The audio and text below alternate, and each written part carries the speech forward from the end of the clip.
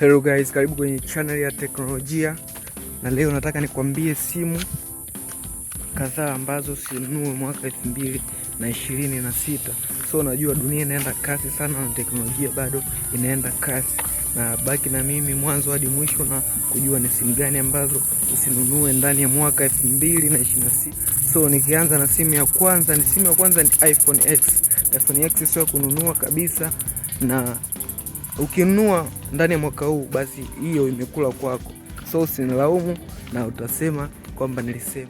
Simu ya pili ni simu ya Samsung S10. Hii sio simu ya kununua kabisa mwaka 2026. Simu zote nitaanza kutajia, nataka kuambia sababu mwishoni.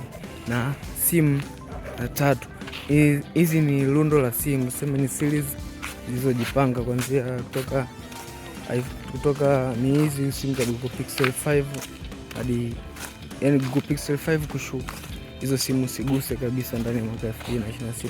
Nitakwambia mambo mawili kwa sababu gani usinunue. Jambo la kwanza ni charge itakusumbua sana, battery tuseme. Na jambo la pili, kuna baadhi ya application zimezuiliwa katika simu hizi hapa. So mambo mbalimbali yafanyike kwenye hizi simu. So leo baki na mimi, na usisahau kulike na kusubscribe. Bye.